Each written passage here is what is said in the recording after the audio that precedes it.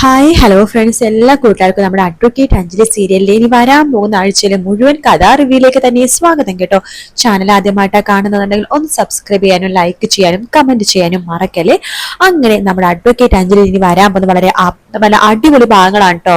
അങ്ങനെ വിവാഹം നടക്കാനുണ്ടായ സാഹചര്യം എല്ലാം തന്നെ അർജുൻ അഞ്ജലിയുടെ വീട്ടിൽ തുറന്നു പറയാണ്. എന്തുകൊണ്ടാണ് അഞ്ജലിയുടെ കഴുത്തിൽ തനിക്ക് താലി കെട്ടേണ്ടി വന്നെന്നും അന്ന് അവിടെ എന്തൊക്കെയാണ് സംഭവിച്ചെന്നുള്ള എല്ലാ കാര്യങ്ങളും പറയുന്നുണ്ട്. ഇതെല്ലാം തന്നെ ശ്യാമളക്കും ശിവരാമനും ബോധ്യമാവുന്നുണ്ടെങ്കിലും ഇന്ദിര മനസ്സിൽ വിചാരിക്കാൻ, ഈശ്വര, ഈ ചെക്കൻ പറഞ്ഞ കഥ കേട്ട് ശ്യാമളയുടെയും ശിവരാമേട്ടന്റെ മനസ്സ് മാറിക്കഴിഞ്ഞാൽ ഇവൻ മരുമകനായിട്ട് വീടിനുള്ളിൽ കയറി പറ്റും. പിന്നെ എന്റെ മോൾക്ക് അത് സഹിക്കാൻ പറ്റില്ല. അവള് കുട്ടിയും കുടുംബോട്ട് കഴിഞ്ഞാൽ എന്റെ മോൾക്ക് ജീവിതം പിന്നെ എന്താകും? അവളുടെ മുമ്പിൽ കൂടി ഇവര് റൊമാൻറ്റിക്കായോ, എനിക്കത് ആലോചിക്കാനേ വയ്യ. അങ്ങനെ വേണ്ട. ഞാനും എന്റെ മോളും ഇങ്ങനെ നിൽക്കുമ്പോ അവൾ കടം കഴിച്ച് ഈ വീട്ടിൽ ഒന്ന് സുഖമായിട്ട് നിൽക്കണ്ട. അതുകൊണ്ട് ഒരു കാര്യം അങ്ങോട്ട് പറയാം എന്ന് പറഞ്ഞിട്ട് ഇന്ദിര ഒരു കാര്യം അങ്ങോട്ട് പറയാണ് ശ്യാമനടുത്തും ശിവരാമനോടും. അതെ, ഇവൻ പറഞ്ഞ കഥയൊന്നും വിശ്വസിക്കല്ല കേട്ടോ. ഇവൻ ഭയങ്കര കള്ളനാ. ഇവന്റെ മുഖത്ത് എഴുതിച്ചിട്ടുണ്ടല്ലോ കള്ളനാണെന്ന്. ദേ അമ്മായി അനാവശ്യം പറയരുത്. ദേ എടാ ചെക്ക, എന്നിട്ട് പലവട്ടം പറഞ്ഞു ഞാൻ നിന്റെ അമ്മായി അല്ലെന്ന്. പിന്നെ എന്തിനാ എന്നെ അമ്മായി എന്ന് വിളിച്ചോണ്ടിരിക്കുന്നത്? ഞാൻ പറഞ്ഞത് നിങ്ങൾ വിശ്വസിച്ചാലും ഇല്ലെങ്കിലും ഇതാണ് സത്യം. നിങ്ങൾക്ക് വേണമെങ്കിൽ വിശ്വസിക്കാം, വേണ്ടെങ്കിൽ തള്ളിക്കളയാം. എന്തായാലും നിങ്ങൾ അഞ്ജലിയെ തള്ളിക്കളഞ്ഞതല്ലേ?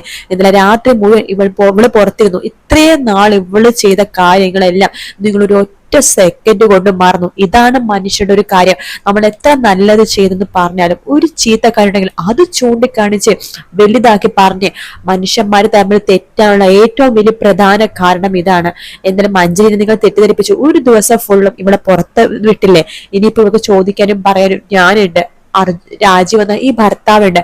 അതുകൊണ്ട് ഞാൻ നോക്കിക്കോളാം അഞ്ജലിയുടെ കാര്യം. അഞ്ജലി താ വാടോ എന്ന് പറഞ്ഞിട്ട് അഞ്ജലിനെ കൂട്ടിക്കൊണ്ട് നമ്മുടെ അർജുൻ അവിടെ നിന്ന് പോവാട്ടോ.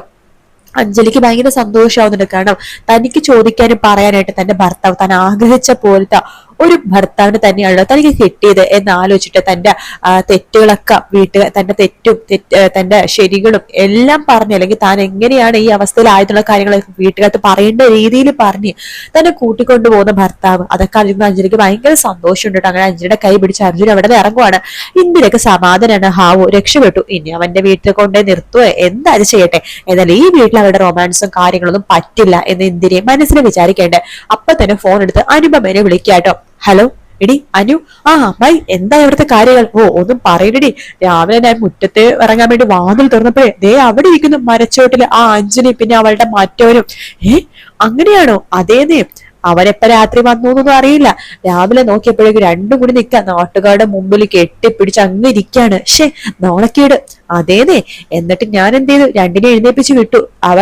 അവൻ എന്തൊക്കെയോ പുതിയ കഥകളൊക്കെ ഉണ്ടാക്കി പറയുന്നുണ്ടായിരുന്നു. അവള് ഭയങ്കര സത്യവതിയാണെന്നും അവള് തെറ്റ് ചെയ്തിട്ടില്ലെന്നും അവര് കല്യാണം കഴിക്കാനുള്ള കാരണം എന്താണെന്നും എല്ലാം തന്നെ പറഞ്ഞു. പക്ഷെ ഞാൻ അതിന്റെ ഇടയിൽ കയറി അങ്ങ് കളിച്ചു. അതുകൊണ്ട് അവൻ അവളെയും കൂട്ടിക്കൊണ്ട് അങ്ങ് പോയി. എവിടെ പോയത്? അവന്റെ വീട്ടിലേക്കായിരിക്കും. പിന്നെ എവിടെ പോവാന്? അങ്ങനെ പറഞ്ഞു. അവന്റെ വീട്ടിലൊക്കെ പോണെന്ന് പറഞ്ഞില്ല. സാധാരണ ഇങ്ങനത്തെ ഘട്ടങ്ങളിൽ അങ്ങനെയല്ലേ, സ്വന്തം വീട്ടിലേക്ക് കൊണ്ടുപോകും. അവൻ ചിലപ്പോ അവന്റെ വീട്ടിൽ കൊണ്ടുപോയി കാണുമായിരിക്കും. അത് കേൾക്കുമ്പോഴേക്കും നമ്മുടെ ഭയങ്കര ടെൻഷൻ ആവാട്ടെ അനുപമക്ക്. ഈശ്വര, ഇനി എവിടെയെങ്കിലും കൊണ്ടുവരോ? അമ്മായി ഫോൺ വെക്ക്, ഞാൻ പിന്നെ വിളിക്കാം എന്ന് പറഞ്ഞ അനുപമ ഫോൺ കട്ടയാണ്. എന്റെ മനസ്സിൽ ഇങ്ങനെ വിചാരിക്കാൻ, ഈശ്വര, അവനെങ്ങാനും ഇനി അവളെയും കൂട്ടിക്കൊണ്ട് ഇങ്ങോട്ടേക്ക് വരുമോ? ഓ 10-22 വർഷം അവളുടെ കൂടെ ജീവിച്ച് അവളുടെ ചേച്ചിയായിട്ട് ജീവിച്ച് മടുത്തിട്ടാണ് ഇങ്ങോട്ടേക്ക് വന്നത്. ഇവിടെ ഇപ്പൊ നല്ല സുഖ സൗകര്യങ്ങളും പണവും പത്രാസും എല്ലാം ഉണ്ട്. കാറ്, ജ്വല്ലറികള്, അതുപോലെ തന്നെ പണത്തിന്റെ പണം എല്ലാം ഉണ്ട്. ഇപ്പൊ അവള് വന്നു കഴിഞ്ഞാൽ എല്ലാം തകിടം മറിയും. അവൾ ഈ സൗഭാഗ്യങ്ങളുടെ ഇടയിൽ കൂടി നടക്കുന്നത് എനിക്കും കാണാൻ വയ്യ. എന്തായാലും അവള് വന്നു കഴിഞ്ഞാൽ ശരിയാവില്ല. എല്ലാത്തിനും കാണക്കാരൻ അവനാണ് ആ അർജുൻ.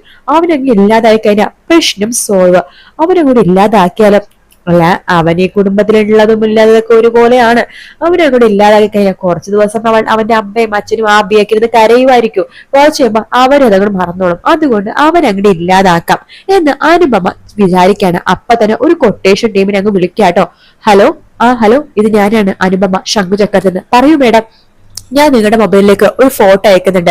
അവനെ നിങ്ങൾ എത്രയും പെട്ടെന്ന് തീർക്കണം. 5 ലക്ഷം രൂപ ഞാൻ തരാം. ആണോ മേഡം? ആ ഫോട്ടോ കൂടെ അയക്ക് എന്ന് പറയാണ്. അങ്ങനെ ഫോട്ടോ അയച്ചു കൊടുക്കുന്നത് അർജുന്റെ. എന്നിട്ട് പറയുന്നുണ്ട് ഇവന് ഏകദേശം എവിടെയൊക്കെ ഉണ്ടാകുമെന്ന രീതിയൊക്കെ പറഞ്ഞു കൊടുക്കുന്നുണ്ട്. ഗുണ്ടകൾ അപ്പൊ തന്നെ അർജുൻ അന്വേഷിച്ച് അങ്ങോട്ട് പുറപ്പെടുവാട്ടോ അർജുനെ ഇല്ലാതാക്കാനായിട്ട്.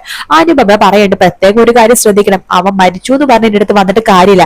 അവൻ മരിക്കുന്ന തെളിവ് എന്നെ കമ്പത് കാണിക്കണം എന്ന് പറയണം. ശരി മേഡം, അത് ഞങ്ങൾ ഏറ്റു എന്ന് ഗുണ്ടകളും പറയുന്നുണ്ട്. അങ്ങനെയാണ് ആ ഗുണ്ടകൾ അർജുന്റെ അടുത്ത് എത്തിപ്പെടുന്നത്. അർജുൻ അഞ്ജലിയും കൂട്ടിക്കൊണ്ട് പോകുന്നത് അമ്പാടിയുടെ അടുത്തേക്കാട്ടോ. അപ്പോഴും അഞ്ജലി ഒരുപാട് സംശയങ്ങളൊക്കെ മനസ്സിലുണ്ട്. അർജുൻ എന്താണ്, രാജീവ് എന്താണ് തന്നെ ആ രാജുവിന്റെ വീട്ടിലേക്ക് കൂട്ടിക്കൊണ്ടു പോകാത്തത്? ഇതുവരെ രാജുവിന്റെ അച്ഛനെയോ അമ്മേനെയോ അതുപോലെ പെങ്ങളുണ്ട് ചേട്ടുണ്ടെന്നൊക്കെ എന്നൊക്കെ പറയുന്നില്ലാതെ അവരുടെ ഫോട്ടോ അവരുടെ പേരോ ഇതുവരെ രാജീവ് പറഞ്ഞിട്ടില്ല. രാജുവിന്റെ വീട്ടുകാർ ഇപ്പോഴും വല്ലാത്തൊരു നിഗൂഢതയാണ്. എന്താണ് അതിന്റെ കാരണം എന്നൊക്കെ അഞ്ജലി ഇങ്ങനെ വിചാരിക്കുന്നുണ്ട്. അങ്ങനെ അമ്പാടിയുടെ വീട്ടിലേക്ക് അർജുൻ അഞ്ജലിനെ എത്തിച്ചതിന് ശേഷമാണ് ഒരു വാടക വീട് അന്വേഷിക്കാൻ വേണ്ടി അർജുൻ പുറത്തേക്ക് ഇറങ്ങുന്നത്. ആ സമയത്താണ് ഈ ഗുണ്ടകൾ എല്ലാവരും കൂടി ചേർന്ന് അർജുനെ പിടിച്ച് വലിച്ചു കെട്ടി ഇടിച്ച് പരത്തി വെള്ളത്തിലേക്ക് എറിയുന്ന ഭാഗം പ്രൊമോയിൽ കാണിച്ചത്. അതായത് ഈ ഗുണ്ടകൾ എല്ലാരും കൂടി ചേർന്നിട്ട് നമ്മുടെ അർജുനെ പിടിച്ച് കയ്യും കാലൊക്കെ പിടിച്ച് വലിച്ചു കെട്ടി വെള്ളത്തിലേക്ക് എറിയാണ്. അപ്പൊ അർജുൻ അവിടുന്ന് രക്ഷപ്പെടാൻ എന്താ വെച്ചാൽ ഒരു അഭിനയം കൂടെ അഭിനയിക്കുകയാണ്, വേറൊന്നുമല്ല. ഈ നീന്തൽ അറിയാത്ത പോലെ പെടയുന്ന പോലെ കാണിക്കാണ്. അപ്പൊ ഈ ഗുണ്ടകൾ അതിന്റെ വീഡിയോ എടുക്കാണ്. കാരണം അനുപമക്ക് അയച്ചു കൊടുത്താലേ ബാക്കി പൈസ കിട്ടുള്ളൂ. അങ്ങനെ വീഡിയോ എടുക്കാണ്. ഈ അർജുൻ ഇങ്ങനെ മുങ്ങി മരിക്കുന്ന ഭാഗം വീഡിയോ എടുക്കാണ്. അത് അനുപമക്ക് അയച്ചു കൊടുക്കണ്ട്. അനുപമക്ക് സന്തോഷമാണ്. ഹാവോ, അങ്ങനെ അവൻ വെള്ളത്തിൽ മുങ്ങി മരിച്ചു. ആ കൃഷിസ്ഥലത്ത് ഏതെങ്കിലും വെള്ളത്തിൽ മുങ്ങി മരിച്ചെന്ന് വിചാരിച്ചോളൂ എന്നൊക്കെ വിചാരിച്ച അനുപമയും സന്തോഷത്തിൽ അങ്ങനെ ഇരിക്കാട്ടോ.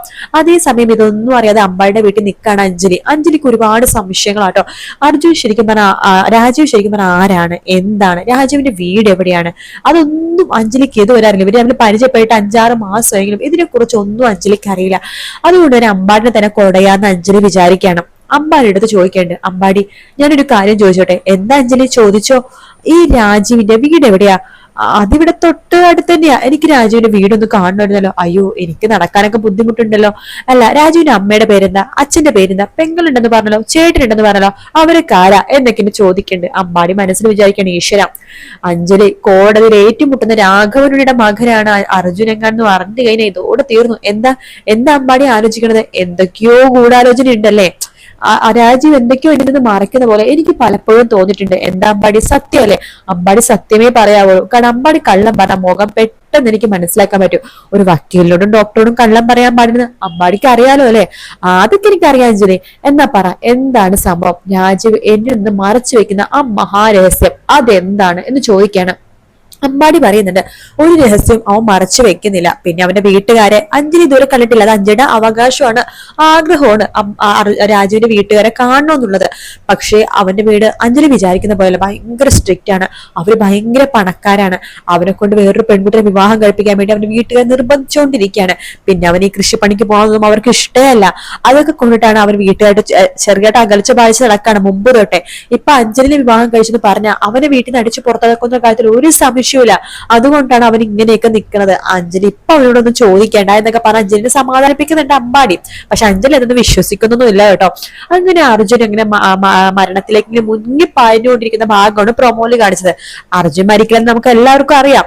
എന്നാലും അങ്ങനെ കാണുമ്പോൾ ഒരു ബുദ്ധിമുട്ടില്ല. ഇനി അർജുന ഇതിന് അപകടം പറ്റിയാലും നമ്മൾ വിചാരിക്കുന്ന പോലെ അർജുനിന് നീന്തൽ അറിയില്ലെങ്കിലും അങ്ങനെയാണെങ്കിലും പെട്ടുപോയി തന്നെ. കാത്തിരുന്ന് കാണാം ഫ്രണ്ട്സ്. വീഡിയോ ഇഷ്ടപ്പെട്ടാൽ ലൈക്ക് ചെയ്യുക, സബ്സ്ക്രൈബ് ചെയ്യുക, കമന്റ് ചെയ്യുക. മറ്റൊരു വീഡിയോ കാണാം. Take care, bye bye.